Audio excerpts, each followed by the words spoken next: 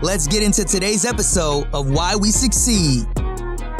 My dad used to he was a sticky notes guy, so he put sticky notes all over the house when he wanted me to do something. I walk in the bathroom, be like, clean the bathroom.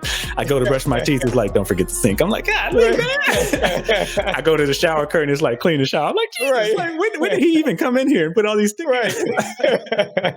notes? So I've been able to actualize his sticky note system. I use Trello now for my sticky notes. And, if you're not using, that seems very simple. People are like, sticky note system, calls to action. But I would challenge those same people to think about how many to-do items fell apart for you this week alone. Right. And if most people are being honest with themselves, it's easily 10. It's easily 10. It's probably closer to 100. And then what I do now, and I actually stole this from somebody, is I do 2 calls to actions lists, and I don't let more than 3 get on either, because actually the average person is not going to get through 3 true high priority tasks. I'm talking about tasks that will expedite and move your life forward. I'll give an example because I know people are not doing it, like going to the dentist twice a year.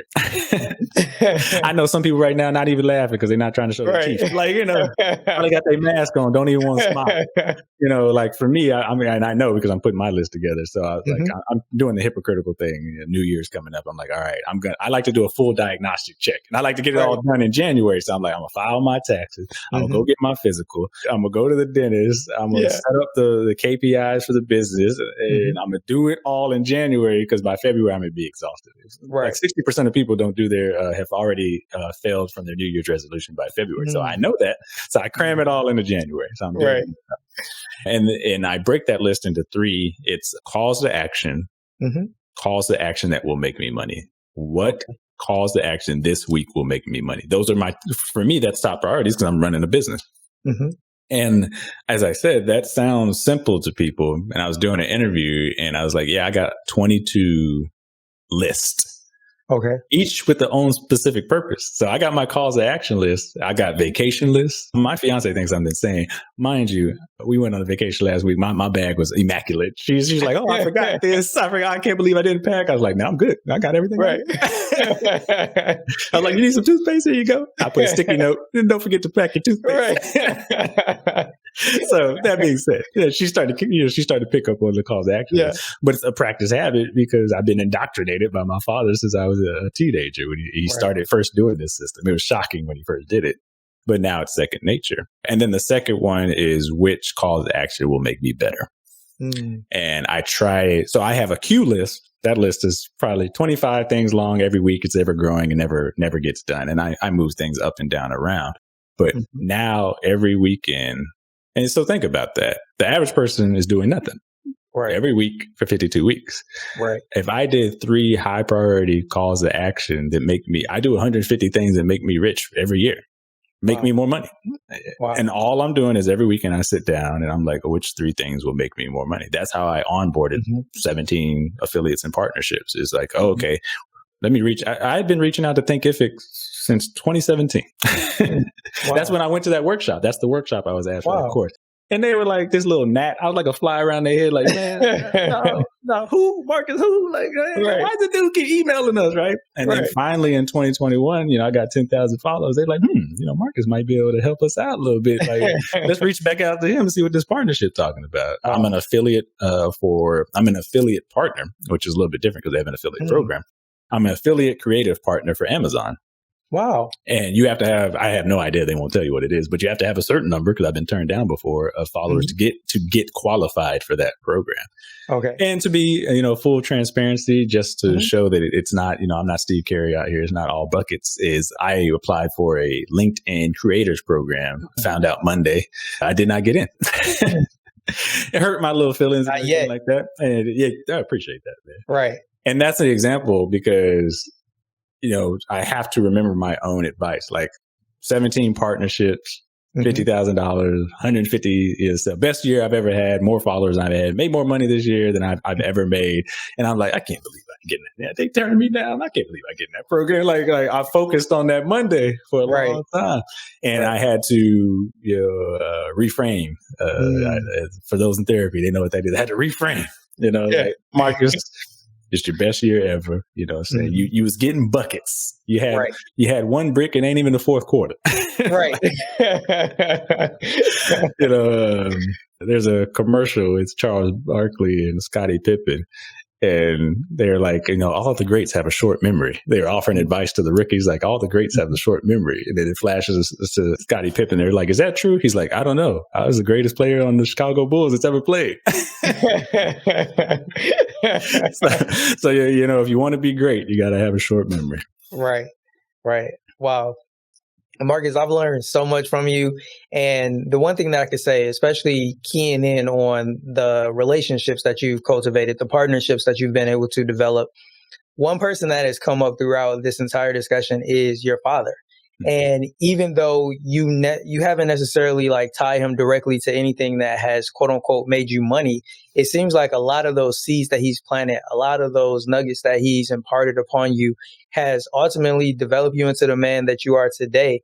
And with that being said, I just want to get your thoughts. How do you feel personally about the role your father has had in you being the Marcus Garrett? Well, number one, my mother probably listens to more of my podcast than my father. So let me be clear. I love moms, And they've been married. How old am I? 40. Oh, they'll be 40 years this year. They're married a year longer than myself. That's how I keep track of it. And they tell me right down the street because I don't visit enough. So let me shout out moms, you know, in the role that she played as well. And what I would say is for the people at home who want more information, I just did a talk on generational wealth at that Google Financial Summit that I talked about. So, you know, please visit the LinkedIn page. You can find it at The Marcus Garrett. You can either find it at themarcusgarrett.com or just look on LinkedIn under The Marcus Garrett. And the reason I bring that up is we were talking about, you know, what generational wealth looks like. And I had a great talk with these really amazing brothers. I mean, they're all working at Google. I'm always fascinated with people. I've in this creative space, I've talked to people and they're like, yeah, I was speaking at Harvard. Like, I barely graduated college. Like, I'm like, man, I'm speaking at Google, man. This is insane. And I said that probably the greatest gift now, having done this podcasting and personal finance for 15 years, podcasting for about 7 to 8 years, is realizing that one of the greatest gifts my parents gave me was their own financial independence. My parents retired in their 50s. I mean, they were doing FIRE, financial independence, retire early before. They probably don't know what FIRE means right now. and they were achieving it and walking it, which is interesting because we didn't do a lot of money conversations in the house, but I was seeing financially successful people every day of my life. And that was an exception that I did not realize was an exception and a privilege until I was probably late 30s or 40s. And I've really come to appreciate it. And the example that I used two. So I had, this is on my channel as well, Kevin Matthews of Building Bread. And I use him because he has a boy and a girl. And he said that when he was going to, he was an intern he's a financial advisor now, but he was an intern then. And he did the same thing that we all do is like, man, if only my parents had invested in Bitcoin or, Shiba Inu is up in crypto right now, or Apple. It really doesn't if only my parents had invested in X, whatever, you can fill in the X blank. In his case, it was Apple, and it would have been $83 a month. By the time he had got to that internship, he would have $800,000. He would have been nearly a millionaire if only his parents either had the financial literacy or knowledge to invest in these products. Right. In my case, I don't have any kids and I'm not married, which is why I use both of those examples so it can run the gamut. Is my parents put themselves in a position, they were both the first, they both grew up poor and they were both the first to graduate college. And then because of that, put me and my sister, or give me and my sister an opportunity to go to college for nearly free. So they used what is a Texas Tomorrow Fund, which still exists for the individuals in Texas. But a lot of states have this, effectively a 529 plan, where they planned ahead from birth that we are going to provide for our children's college education. And so I started life, the average college student, it's higher for African Americans. The average college student will graduate with $36,000 in debt. And I think for African Americans, it's closer to 40 or 50,000. I had a up to $50,000 head start over my peers. Wow. Because of this one choice that my parents made 18 years earlier. Wow. Going even further. And in some ways, I even in my head, I really don't even know how they did both of these. They also put themselves in a position to, like I said, retire in their 50s. Right. And this conversation came to a heart or ahead. Getting back to the generational wealth conversation that I was having with the summit, Mm-hmm. a few months ago, and my parents are pretty private, so I try not to delve into too much of their details. Yes. I didn't even have a picture in the presentation to give you some context. Yeah, Mm-hmm. I didn't want my mom to offer me the fade. I'm still scared of her, even though she's Right. I still think she can give it to me. You know, Right. at 70, you know, not as good as she once was, but you know, she's as good as once as she ever was. I think You she still might, ain't gonna try it though. you know, she might get a right hook in before I can, Right. get my neck back far enough. You know, and so I was like, you know what? They say don't want to be in the presentation, they're not going to be in the presentation. But they were in a position to pay off their home in cash if they wanted to. And, you know, I still don't know how they did it because they're still, like I said, we don't talk about money. That's their money. But they wanted me to talk to their financial planner because that's the advice that their financial planner was giving. And that's what I was talking about is when people think financial wealth, they think like the Waltons, like the owners of Walmart. They think Steve Jobs, they think Elon Musk, like they got to be a billionaire. They got to be a multimillionaire to make a difference. And for us, going back to my earlier point, which I think is okay, the average person will live an extraordinarily average life. Right. An extraordinary average life. Right. And so my parents lived an extraordinary average life. I had no idea how much money. I used to think they were broke because that's what they told me until I fill out my FAFSA. I thought I was broke, you know, because they would never let me know how much money they made. And every time I asked them, they're like, we ain't got McDonald's money. So I was like, damn. So I filled out the FAFSA. I was like, you know, I had to take my glasses off. I didn't even have glasses at that time. I still took them off. You know? But that's generational wealth is they made a decision that they were going to make the average days less than ordinary. They're going to put money aside. In Kevin's case, if it was $83 a month, or in my parents' case, it's probably $50 a month. Our kids' college education. And they thought about this when we were babies. Right. As much as we can will be paid for. In my case, it was like 95%. Wow. And they managed to do that, which is the power of compound interest, which is what I talk about now. Yeah. And secure their own financials. So like, not only did they provide for me and my sister, now they're in a position where I don't have to provide for them. And we have a lot of first generation conversations on the show. That is not true. Like the first person to go to college has to provide for themselves, their family, their mom, dad, abuela, you know, grandmother, uncle they don't like, you know, cousin that only come around for money, you know. They've got this laundry list of people that they all, and this is not a bad thing. This is not judgmental. This is, you know, factual. Whereas Marcus got to worry about the Marcus Garrett LLC, you know, and it's more my parents are there to help and listen, and the dynamic has changed. And if you make that choice today, going back to the key to overnight success is the first 10 years, the best time to start was yesterday. The next best time is today. That can be the conversation that you have as well. The starting point is a starting point.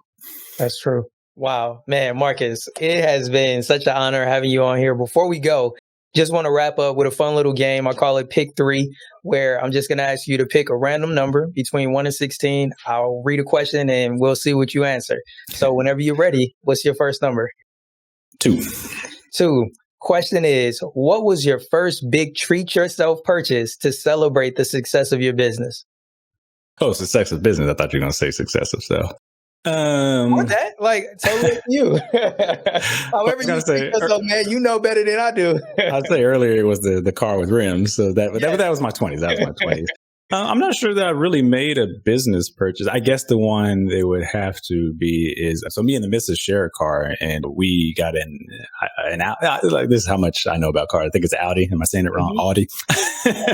And it's paid for by the business. So that was super cool. That I could buy an asset. Because, you know, me, I started running the numbers and everything like that. The first time she brought it up, I was like, we can't do that. Yeah, I still got Camry mindset in my brain. Right. I'm still traumatized by that car with rims. I was like, we can't afford that. And it took me like a few more weeks of number crunching and everything like that. Certified pre-owned. I had to work some numbers and some deals. I had to call out to the dealership, trade in my old cars. And she told me it was a natural evolution. I had a Charger before. She's like, that wasn't a grown-up car. It hurt my feelings a little bit. Sorry to the Charger owners out there. So yeah, I think that's like really been the first primary business purchase. That's the first asset that's paid for by the business, besides obviously the business itself.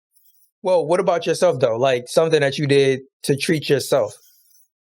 I guess technically I haven't done anything yet specifically from the business other than because mostly I've been reinvesting in the business. I'm in a scaling period. And I talk about a little bit about that in my courses. Like another coach that I hope to work with, a little bit more expensive. You know, you level up. Yeah. So he's talking about millions. He's like, I think I can help you move from 6 figures to millions. But the tip that he gave me is for free, is the hardest part of becoming a millionaire is making 100,000, which, you know, we did this year. And it's because like, oh, I'm gonna go out and buy, you know, a Tesla. Like, you know, even the Audi was a little difficult for me. It's because like, you're like, oh, I made it. I can get comfortable. I can get lazy. I can start, you know, spending all this money I'm making. And he's like, you know, I challenge you to reinvest 65% technically of your profits back into the business. He's like, because scaling is the difference between a side hustle, a business, and work optional. He's like, if you want to really grow this business, invest back into the business. And that hurt. That hurt my little feelings. Like, cause that's why I can't answer this question. I'm like, man, I bought a rocket ship. It's out front right now. With some rims on it. Well, you know, hopefully 3 years from now, you know, when we revisit this conversation, I'm like, I got 2 rocket ships, man. His and hers. Oh man, I love that. What's your second number between 1 and 16? Oh, 1 and 16. Oh, 8. 8. If you could own any major company, what would you do to make it better? I just keep it easy. I'd say Tesla, and I'd say stop tweeting. So if I could take over Tesla, first of all, I'd be a billionaire overnight. And then, you know, I'd be low key like I am right now, because every time Elon tweets, his stock goes down. So I'd be like, you know, you're killing the pocket. So I'd take over Tesla, become a billionaire, and I'd just fade to black, you know, silent wealth, stealth wealth. I like that. Stealth wealth. That's dope. That's dope. And your final of the 3 numbers. And let me be very clear, you know, no shade to Elon, just in case he wants to come on the podcast. Interview me in the future, offer me any job opportunities. You know, no shade. Let me go with 16. Okay, 16. What is a notable opportunity that you missed out on or that you were able to take advantage of? I'd say the one that I missed out on is when I did an interview. I did 2. I did 2 interviews for CBS News, and I had nothing to actualize. I had no systems in place. I was just a guy with goals. So I gave what I think is a great talk. It's still an interview that it's actually probably one of my most watched interviews. And at the time, I was like, yeah, I'm the Marcus. Actually, I wasn't even the Marcus Garrett. And I was like, hey, guys, I'm Marcus Garrett.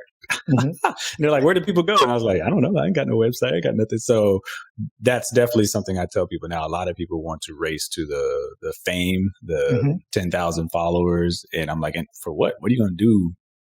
You know, you'll just be broke with 10,000 people listening to your broke self. Like, what are you going to do when you get there? Like, for what purpose or end? What is what we call a KPI, your key performance indicator? And I had none of those things. Again, that's something learned in hindsight. Something that, what was the other part that's something that's been successful that I have taken advantage of? So you actually answered the question, because it was either a choice between picking a notable opportunity that you missed out on or choosing one that you were able to take advantage of. And it seems like you chose the one that you missed out on. Well, yeah, that's the same answer as the example. I got that interview from what my business coach calls the megalophone, which is the podcast. Like, it's just putting yourself out there, even if you don't know for the purpose, because you don't know who's listening. And someone came across the podcast. This was the previous one at this time. And they're just like, this guy's got a great voice. Sounds like he's talking about cool things. I asked, how did I get this interview? They're like, you just sounded good.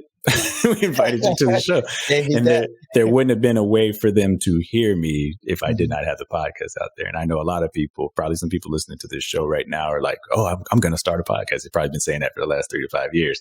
And it's like, no one can hear the podcast that hasn't been launched. Facts. Wow. Marcus, you dropped so many gems. I'm so grateful for everything that you shared with us today. Before we go, just want to hand the mic over to you. Are there any questions that you'd like to ask me, or any last or closing words you want to leave our viewers and our listeners with? No questions. I mean, I would say kudos to you. As you know, at this point, I'd probably be in the hundreds. I've done a lot of podcasts. So for those benefiting in the listening audience or into yourself, even when we were starting, like you're polished. You've got the systems for success. So I would tip my hat to you if I had one on. And then just, you know, people can find me. I'll direct them to themarcusgarrett.com/webinar, because that's where I have my most popular webinar. They can get that for free. And it's how much debt can you afford on a $30,000, $50,000, or $100,000 salary? Yours free. Fantastic. Well, I'm going to have the link to that. And I know you mentioned a lot of great other links and resources that you have available. Definitely your lead magnets. All of that will be in the description for anybody to go check out. And I hope you guys would definitely take advantage of that. Marcus, it's truly been a pleasure. I would love to have you come back on if you're ever interested in doing that. But just thank you so much for everything that you poured into me and everybody else here listening today.